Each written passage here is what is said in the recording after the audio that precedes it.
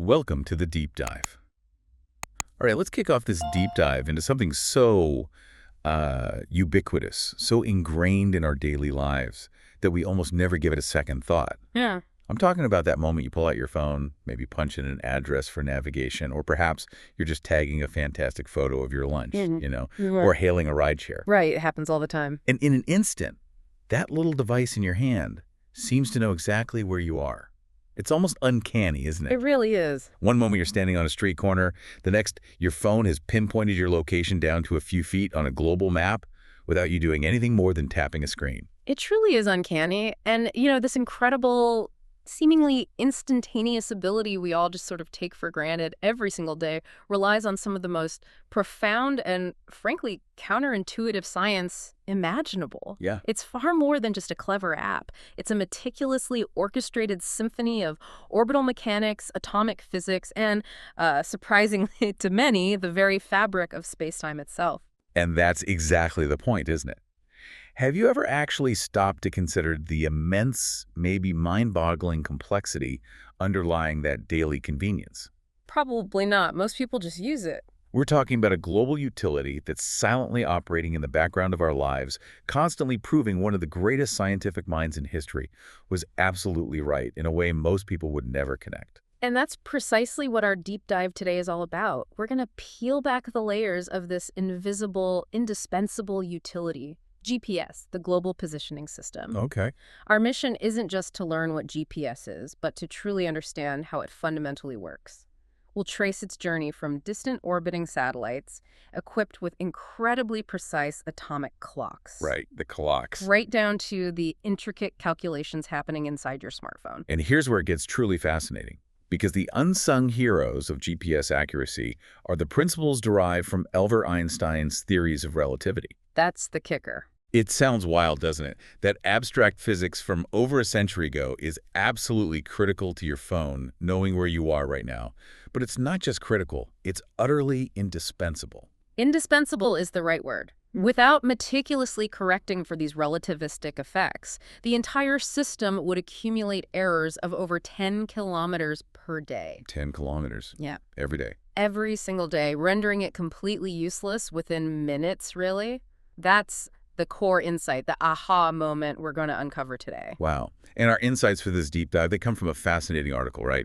One that really deconstructs the whole thing. Exactly. A great piece that thoroughly breaks down the architecture and operation of GPS, highlighting in exquisite detail the absolutely critical role that both special and general relativity play. It's a compelling testament to how fundamental physics underpins our most advanced, everyday technology. Okay, let's unpack this. To truly understand how GPS performs this seeming magic, we need to grasp its fundamental architecture.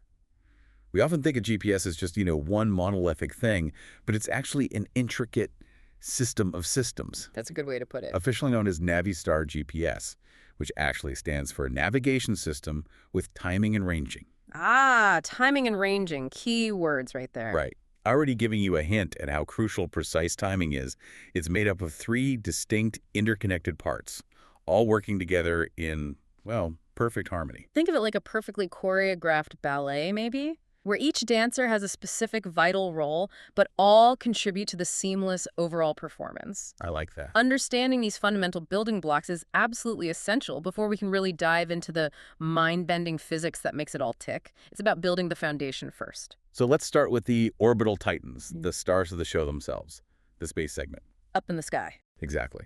When we talk about GPS, most people immediately picture satellites, and they're spot on. This segment consists of a constellation, currently 31 active satellites, continuously circling our planet. 31, constantly moving. And they're not in the higher geostationary orbit, like where many communication satellites sit. Right, they don't stay in one spot relative to Earth. No, they're in what's called medium Earth orbit, or MEO.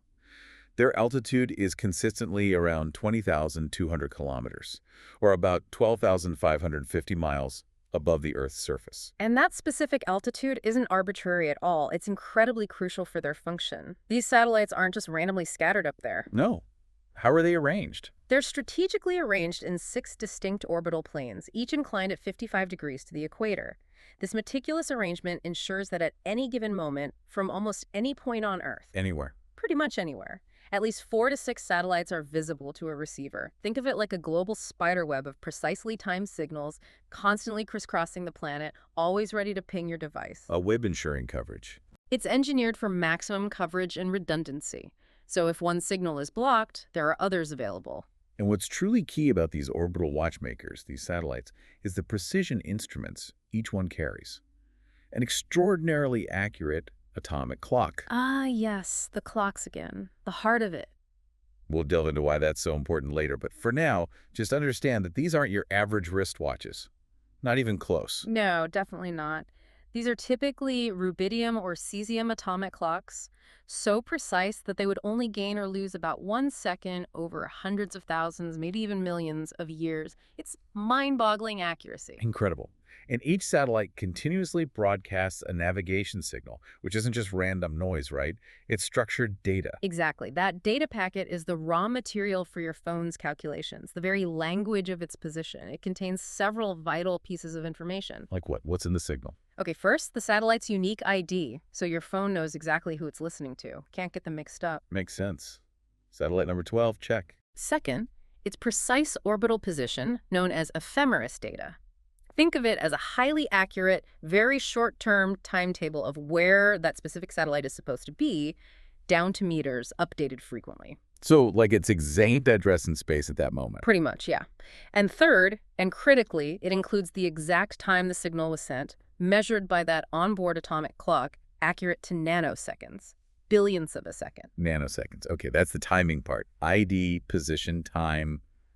What else? And finally, it broadcasts something called the almanac.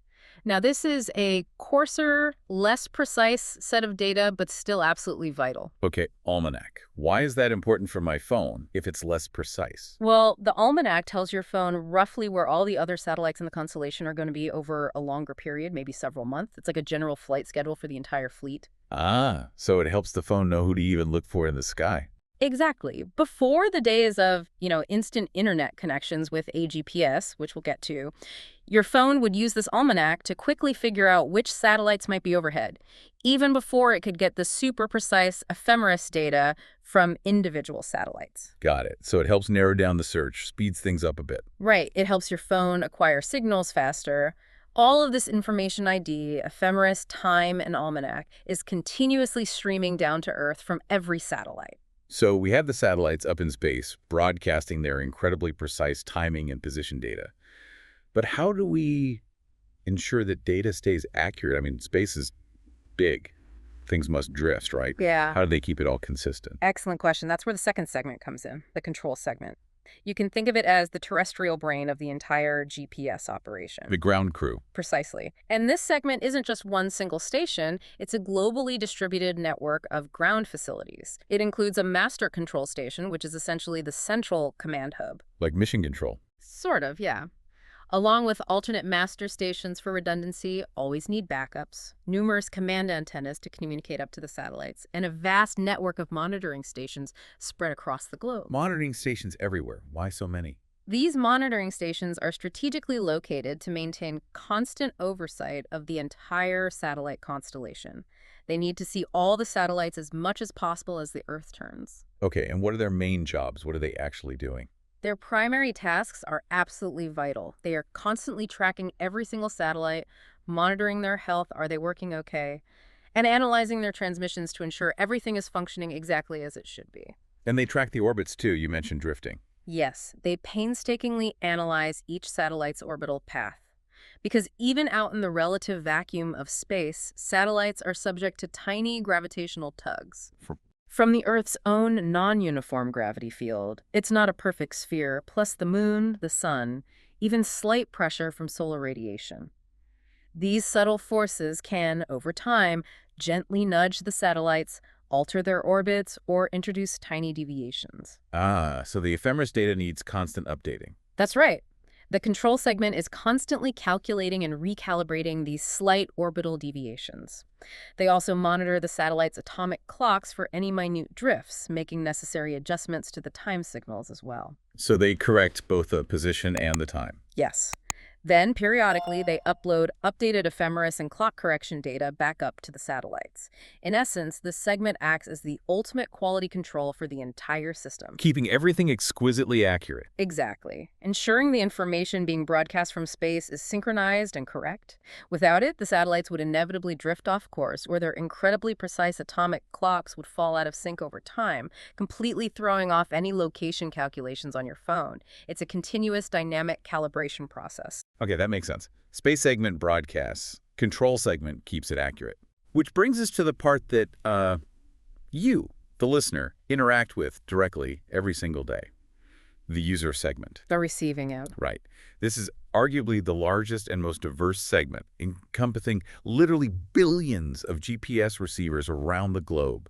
We're talking about everything from the sophisticated dedicated units found in commercial aircraft and naval vessels, where precision is absolutely critical, to the tiny low-power chip nestled inside your smartphone, or maybe even advanced surveying equipment or precision agricultural machinery using GPS to guide tractors. It's everywhere. It really is. And the crucial detail here, something many people might not realize, is that these user devices are entirely passive. Passive, meaning? Meaning they only listen for the signals broadcast by the satellites. They do not transmit any information back to the satellite.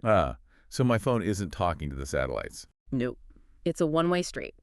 This one-way communication means your phone is simply a very sophisticated listener, taking in all the data the satellites are broadcasting and performing calculations locally right there on the device. So the satellites are constantly shouting, I am here, and the time is this, and my phone is just listening to several of them and figuring out its own position from that. That's a great way to put it. Broadcast, listen, calculate. It's a pretty elegant system when you think about it. Okay, so now we understand the players. Space segment, satellites with clocks. Control segment, ground control keeping them honest. And the user segment, your phone listening. Let's dive into the core magic trick they perform. How does a signal from 20,000 kilometers away translate into that dot on your map? Right, the calculation itself. That magic trick, as you called it, is actually based on a geometric principle known as trilateration. Trilateration. Okay, I think I've heard of triangulation. Is it the same thing? Similar name, different concept. Triangulation, like in old-school surveying, involves measuring angles. But GPS trilateration operates on a different principle entirely. It works by precisely measuring distances. Distances. Okay, how? The foundational concept is beautifully simple, actually. It draws on a formula most of us learned in school. Distance, velocity, x time. Distance equals speed times time. Exactly. And for GPS signals, the velocity is a universal constant. The speed of light, usually denoted as c. It travels through the vacuum of space at approximately 300,000 meters per second, incredibly fast. Okay, so we know the v. What about the t, the time? If your phone's receiver can accurately measure the tiny amount of time, the travel time, let's call it delta t it takes for a signal to travel from a specific satellite to your device. Which it knows because the satellite put a timestamp in the signal. Precisely. Then it can multiply that minuscule travel time by the speed of light, and boom, you have the precise distance from your phone to that particular satellite. Seems straightforward enough on paper. Measure time, multiply by speed of light, get distance. It does. Now let's visualize how this builds your location. Imagine your phone receives a signal from just one satellite. It calculates the distance. So where are you? That distance away from the satellite. Right, but in any direction. All that signal tells your phone is that it's located somewhere on the surface of a giant imaginary sphere. The center of that sphere is the satellite's known position in space from the ephemeris data, and its radius is the calculated distance. So I could be anywhere on that huge bubble. Not very helpful for finding the coffee shop. Definitely not. Okay, so one satellite gives us a big, fuzzy sphere of possibility. Not useful for knowing if you're in the coffee shop or the bakery next door. So what happens when a second satellite sends its signal? Okay. So my phone gets a signal from a second satellite, calculates that distance. So now I have two spheres. Exactly. And here's where the beauty of geometry kicks in. The intersection of those two spheres isn't just a random blob. It forms a perfect circle. A circle? Okay, that's much better than a sphere. Right. So now your location is narrowed down considerably. You're somewhere on that specific circle where the two spheres meet. Still not quite precise enough for turn-by-turn directions, but a huge improvement. So far, so good. We've gone from a vast sphere to a much smaller circle. What happens with a third satellite? Does that pinpoint me? A signal from a third satellite creates, you guessed it, a third sphere. Now, when this third sphere intersects with that circle we just formed from the first two, You should just hit 1 or 2 points on the circle, right? exactly, it dramatically narrows down your possible location to just 2 distinct points. 2 points. Okay, how do I know which one is me? Usually at this stage, your receiver can discard one of these points immediately. For instance, one point might be hundreds or thousands of miles out in space, or perhaps it's deep inside the Earth, or maybe calculating that position would imply you're moving at an impossible velocity like Mach 5. So the receiver software can usually reject the physically nonsensical solution pretty easily. Okay, so 3 satellites seem like enough for a 2D location, doesn't it? If I'm standing on the Earth's surface, 3 intersecting spheres should give me my latitude and longitude. What's the catch? Why do all the sources emphasize that we really need a 4th satellite to get an accurate fix? Is it just for altitude? You've hit on the absolutely critical flaw in this seemingly straightforward calculation. Altitude is part of it, yes, but the bigger issue, the real catch, is that this is where the precision of time truly becomes paramount and incredibly problematic. The time measurement again. Yes, remember that calculation. Distance, velocity, s-time. It hinges entirely on an exact, perfectly synchronized measurement of that signal travel time, the delta tidal time. And you mentioned the clocks. Here's the problem. As we mentioned, the satellites up in space are equipped with incredibly expensive, multi-million-dollar atomic clocks, accurate to nanoseconds. But your smartphone, it has a simple, inexpensive quartz crystal oscillator for its internal clock. The same kind of thing, essentially, that's in a cheap digital watch. Oh, wow. So a multi-million-dollar atomic clock versus a tiny quartz chip in my phone. Yeah. That sounds like a monumental difference in precision if timing is so incredibly critical. How do they even begin to bridge that gap? It absolutely is a recipe for disaster if left unaddressed. That quartz oscillator in your phone is literally millions of times less accurate than an atomic clock. It will inevitably have a significant, albeit tiny from a human perspective, time offset or bias compared to the perfect time kept by the satellite clocks. A clock bias. Okay, and this clock error in your phone is in fact the single biggest source of error in the raw distance calculation. Even a minuscule error in measuring that time of arrival becomes a gigantic positional error when you multiply it by the enormous speed of light. How big an error are we talking? Well, think about it. Light travels about 30 centimeters, or roughly 1 foot, in just 1 nanosecond. Your phone's clock might be off by microseconds or even milliseconds initially. If your clock is off by just 1,000th of a second, that's an error of 300 kilometers. Whoa. Okay, that's definitely not going to work. So this is why the 4th satellite is essential. It's not primarily about getting altitude, is it? It's about fixing this clock problem. Precisely, you got it. You see, with distance measurements from only 3 satellites, your receiver has 3 equations, but it's trying to solve for 4 unknown things. 4 unknowns, what are they? Your latitude, let's call it like $6. Your longitude, your altitude, and that unknown receiver clock bias, let's call it 2. Your phone's clock error affects all the distance calculations because it messes up the delta t-tol measurement for every satellite. So with 3 satellites, you have more unknowns than equations. Like in algebra class, you can't solve it uniquely. Exactly right. It's mathematically indeterminate. It's like having 4 pieces of a puzzle, but one of them is slightly warped the timepiece, and it distorts the whole picture of where X, Y, and Z are. So a 4th satellite provides the necessary mathematical anchor, the extra piece of information to pin down that time error. Perfectly put. With 4 satellite signals, your phone's processor now has 4 distance measurements. This allows it to set up a system of 4 complex equations.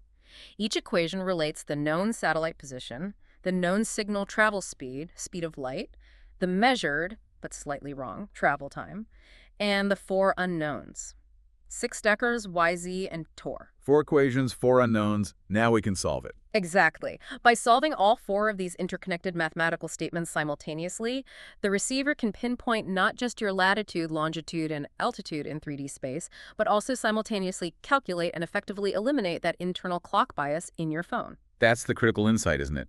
The 4th satellite isn't just giving you altitude. It allows your cheap phone to effectively synchronize itself with the multi-million-dollar atomic clocks in orbit on the fly. Yes, it's not trying to be an atomic clock. It's using the signals from 4 or more satellites to figure out how wrong its own clock is and correct for that error in the position calculation. It's constantly solving for its own time offset.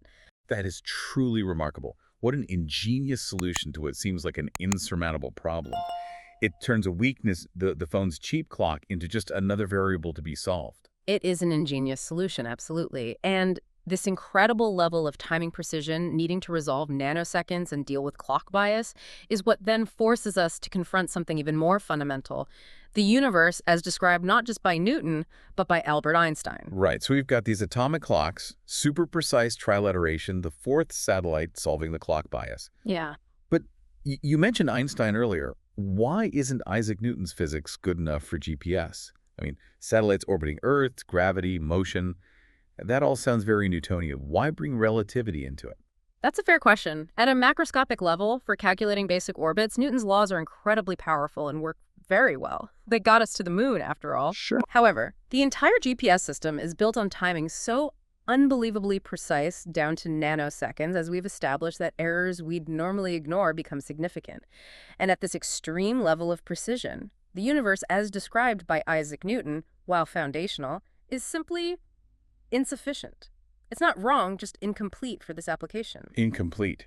How so? Because Newton's physics assumes that time is absolute, that a second is a second is a second everywhere for everyone, regardless of how fast they're moving or where they are in a gravitational field. And Einstein showed that's not true. Exactly. Einstein's theories of relativity revealed that time is not absolute, it's relative. It can stretch and shrink depending on velocity and gravity. And for GPS, these relativistic effects are not just tiny theoretical curiosities, they become daily practical engineering problems that must be solved for the system to function accurately at all. Wow. So it turns what many people think of as abstract, brain-bending physics into a real-world nuts-and-bolts engineering challenge that affects whether my map app works correctly. Precisely. It's where the rubber meets the road between theoretical physics and intensely practical technology. So what specific parts of Einstein's work are we talking about here? How do these theories actually manifest in the GPS system? There are two distinct relativistic effects at play, both predicted by Einstein, that critically impact the timing of those satellite atomic clocks relative to clocks on Earth. The first comes from special relativity. Okay, special relativity, that was his 1905 theory, right? About speed. That's the one. Famously connected to Mespicot, but its core idea for us here is about time dilation due to velocity. It states that for an observer, time for an object moving relative to them passes more slowly than for a stationary object. The faster you move, the slower your clock ticks relative to a stationary observer, like the twin paradox idea. Exactly like the twin paradox, yeah. The astronaut twin ages less. Now, apply that to GPS. The satellites are definitely moving very, very fast relative to us on the ground. How fast did you say earlier? They're orbiting at approximately 14,000 kilometers per hour, or about 8,700 miles per hour. That's seriously fast. Okay, so because they're moving so fast. Because they're moving so fast, special relativity predicts that, from our perspective down here on Earth, the atomic clocks on those satellites should appear to tick ever so slightly slower than identical clocks stationary on the ground. Slower. Okay. How much slower? Is it a lot? It's measurable with atomic clocks. The precise calculation, based on their speed, shows that this effect causes the satellite clocks to lose about 7 microseconds, that's 7 millionths of a second, or 7,000 nanoseconds every single day compared to ground clocks. 7 microseconds a day slower due to speed. That doesn't sound like a huge amount on its own.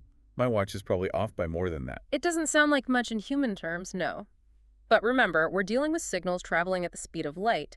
Tiny time errors explode into large distance errors very quickly, as we'll see. But hold that thought, because special relativity is only half the relativistic story here. Only half. What's the other half? The second, and actually more significant, effect comes from Einstein's 1915 theory of general relativity. Ah, the gravity one.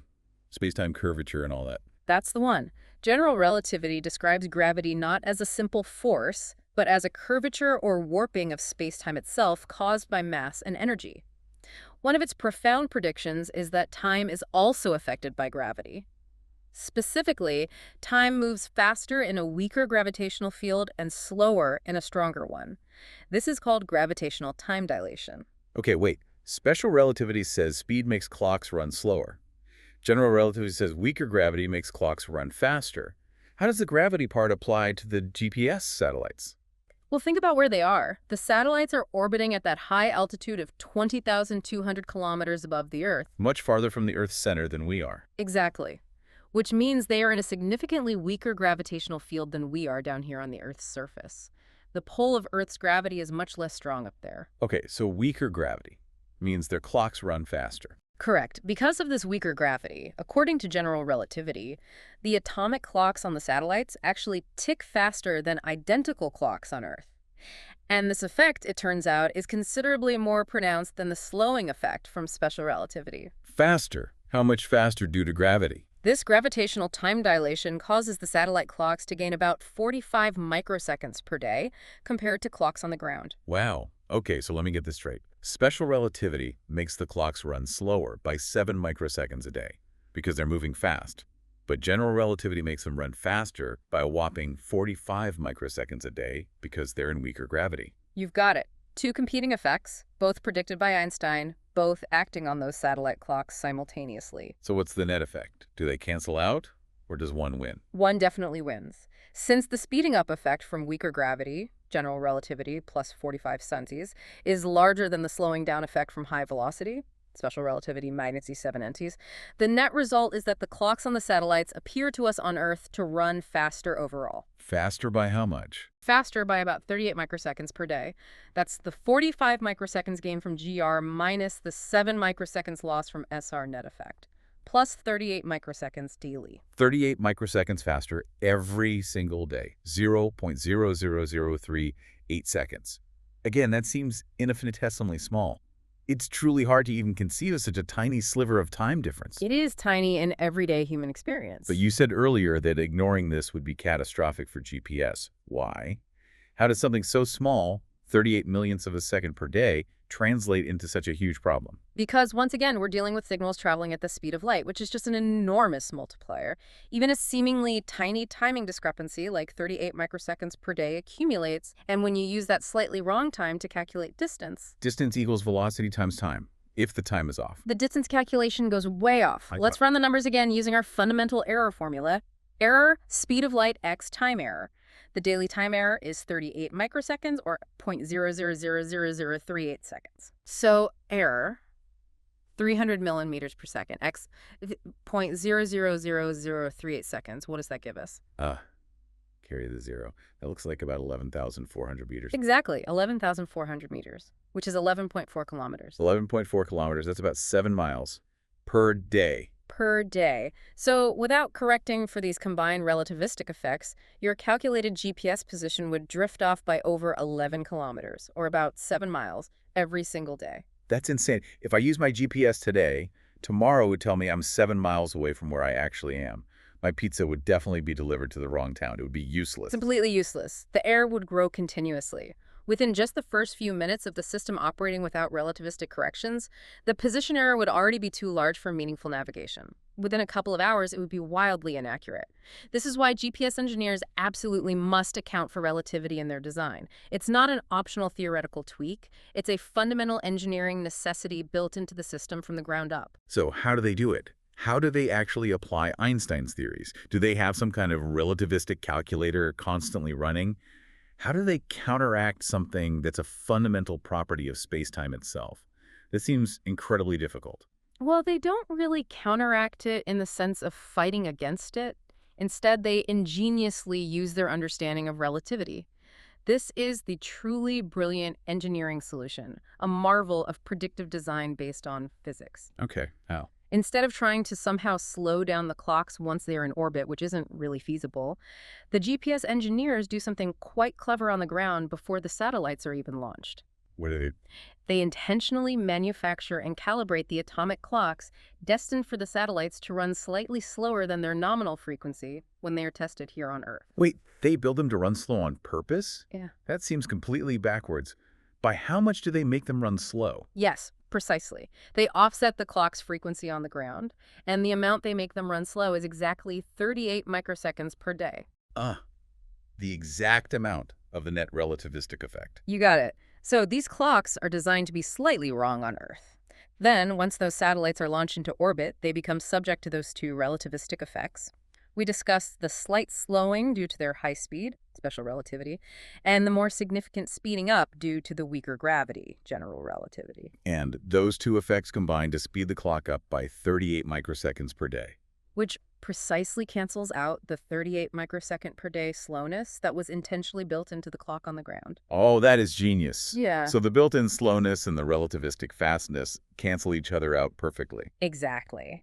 The net result is that from the perspective of us ground-based receivers, the satellite clocks, once in orbit, tick at exactly the correct rate relative to Earth clocks.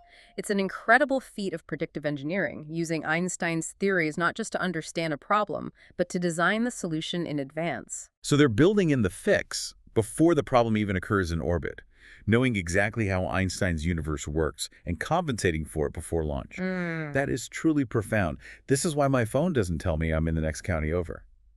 It's Einstein working silently behind the scenes every single time I use GPS. It absolutely is. It's one of the most compelling, undeniable, large-scale, real-world applications of both special and general relativity imaginable.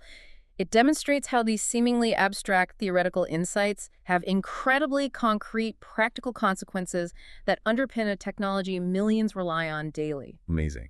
But even with all this brilliant physics and precise timing engineered in, getting a GPS fix wasn't always as instantaneous as it feels today, right? Yeah.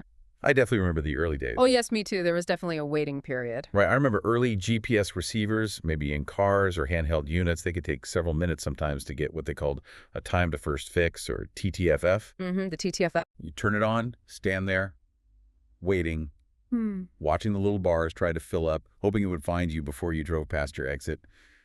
It could be agonizingly slow sometimes. Why was it so slow back then compared to now? That slowness was primarily because those early receivers had a big job to do just by listening to the satellites.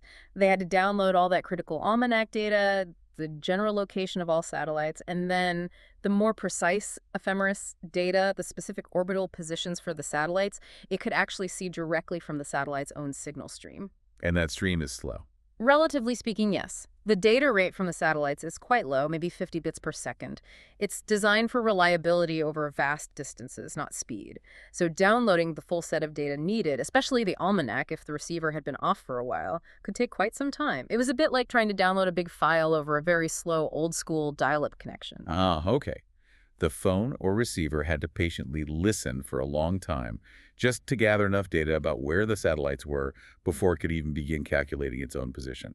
Exactly. That initial data acquisition was the bottleneck. So what changed?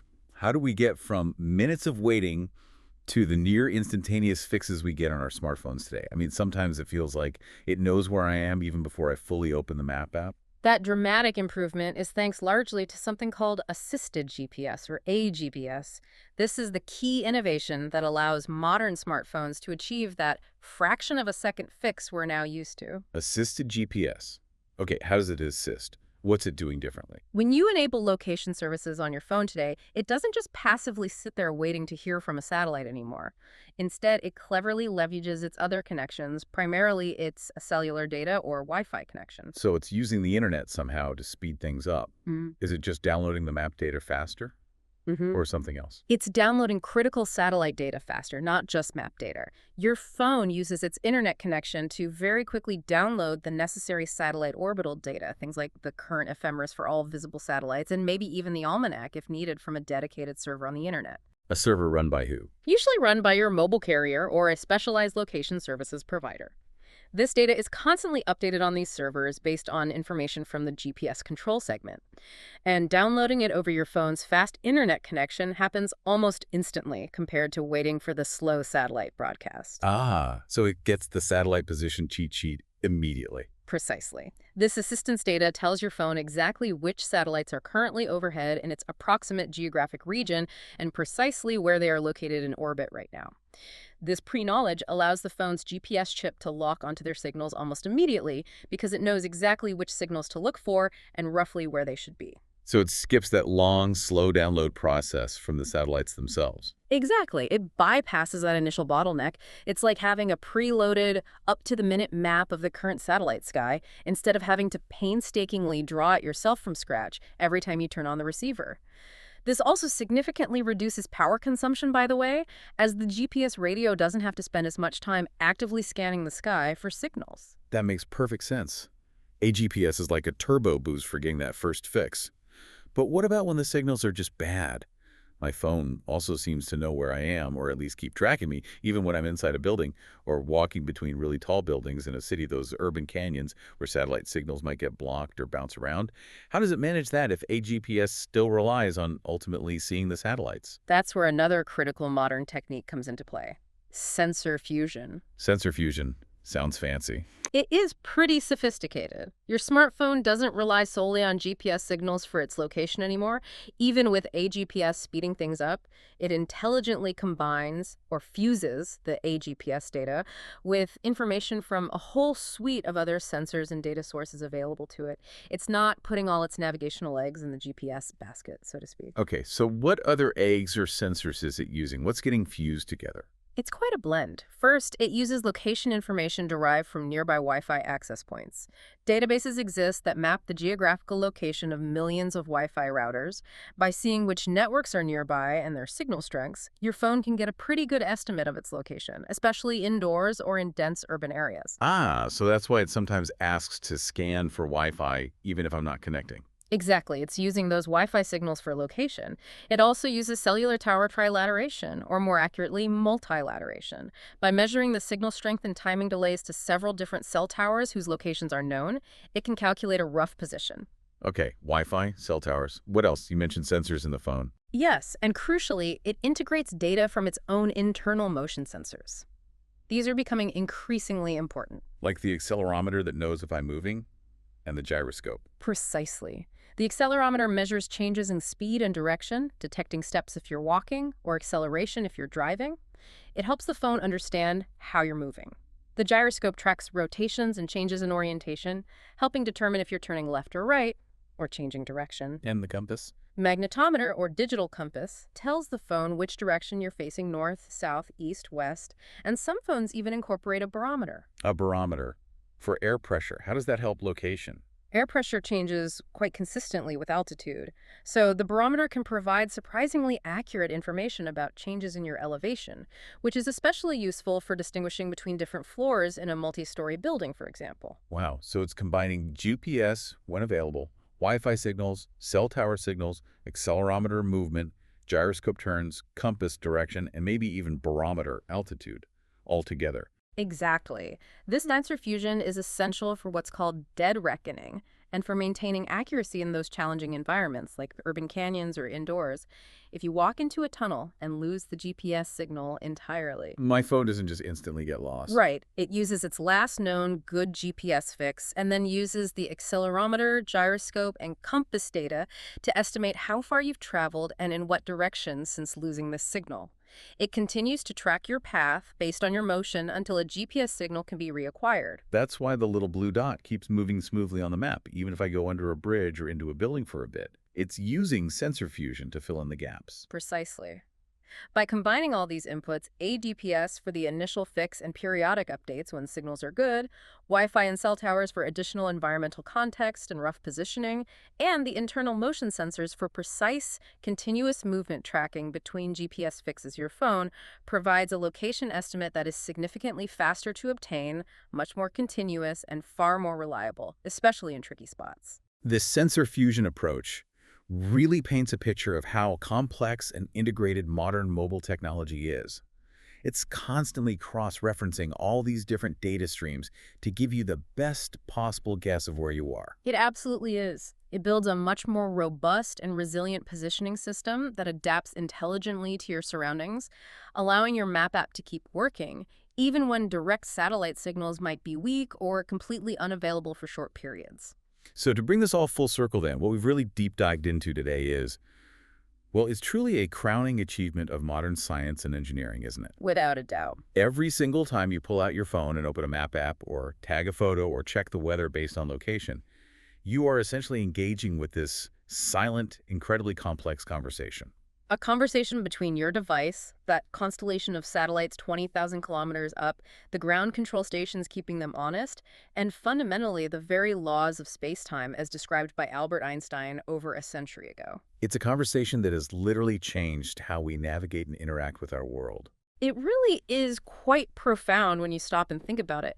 The apparent magic of GPS isn't magic at all. It's a direct testament to the power of relentless scientific inquiry, brilliant engineering, and frankly, decades of sustained effort and investment. Yeah. It shows how our deepest understanding of the universe, even theories that once seemed purely academic, abstract, maybe even esoteric, can lead to the most profound and practical applications that shape our daily lives in ways we barely notice. The theories of a patent clerk from over 100 years ago. Are quite literally indispensable for the daily function of a global utility that billions of people rely on minute by minute, often without a second thought. It's incredible. And it really makes you wonder, doesn't it?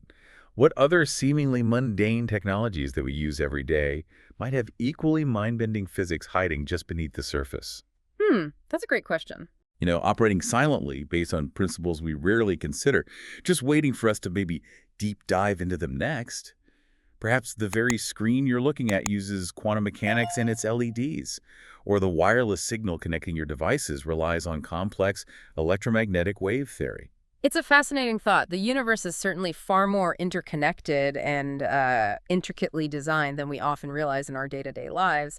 And as we've seen today with GPS, even our smartphones are constantly, silently proving Einstein right. Every single time we find our way home or tag that fantastic lunch photo. Exactly. It reminds us that there's always more to learn, always deeper layers to uncover about the unseen forces and principles shaping our everyday technological world.